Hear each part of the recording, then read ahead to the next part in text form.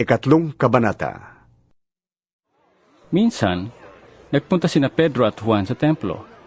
3:00 ng hapon noon, ang oras ng panalangin.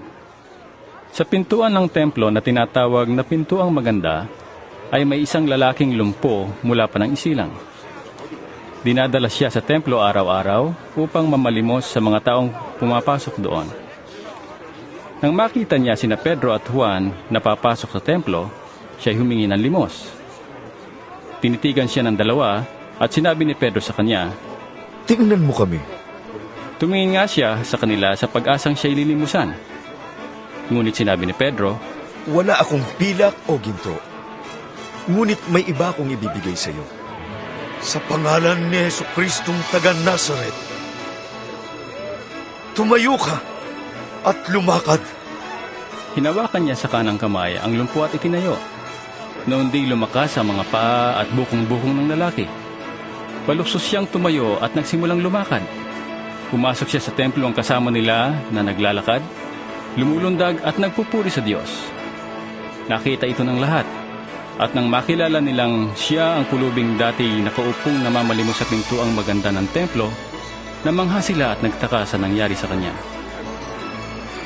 Nakahawak pa siya kina Pedro at Juan sa lugar na tinatawag na Portiko ni Solomon, nang patakbong lumapit sa kanila ang mga taong takang-taka sa nangyari. Kaya't sinabi ni Pedro sa mga tao, Mga Israelita, bakit kayo nagtataka sa nangyaring ito? Bakit ninyo kami tinitignan ng ganyan? Akala ba ninyo'y napalakad namin siya dahil sa sarili naming kapangyarihan o kabanalan?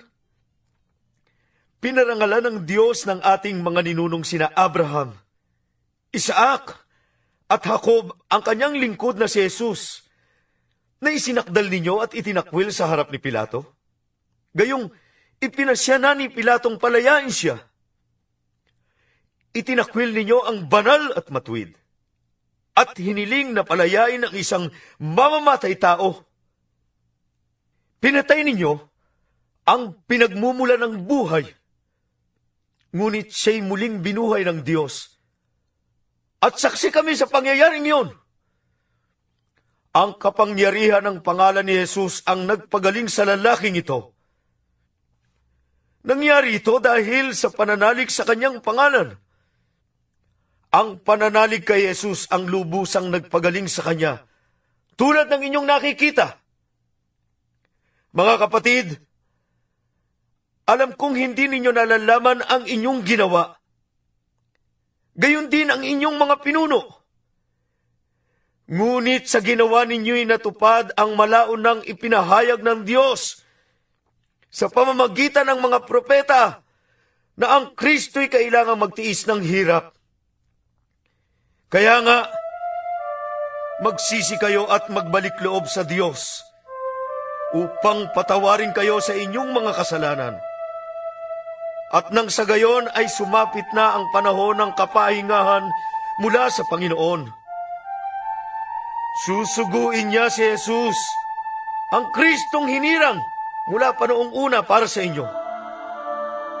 Siya'y dapat munang manatili sa langit hanggang sa dumating ang pagbabago ng lahat ng bagay, ayon sa ipinahayag ng Diyos sa pamamagitan ng kanyang mga banal na propeta mula pa noong una. Sapagkat sinabi ni Moises, ang Panginoon ninyong Diyos ay pipili mula sa inyong lahi ng isang propetang katulad ko. Sundin ninyo ang lahat ng sasabihin niya sa inyo. Ang sino mang hindi sumunod sa propetang yon ay ihihiwalay sa bayan ng Diyos at lilipulin. Ang lahat ng propeta, mula kay Samuel at lahat ng sumunod sa kanya, ay nagpahayag din tungkol sa panahong yon. Ang mga pangako ng Diyos sa pamamagitan ng mga propeta ay para sa inyo. At kasama kayo sa tipan na ginawa ng Diyos at ng inyong mga ninuno ng kanyang sabihin kay Abraham, pagpapalain ko ang lahat ng angkan sa daigdig sa pamamagitan ng iyong lipi. Kaya't matapos buhayin ng Diyos ang kanyang lingkod, sa inyo siya unang sinugo upang pagpalain kayo sa pamamagitan ng pagtalikod ninyo sa inyong masasamang pamumuhay.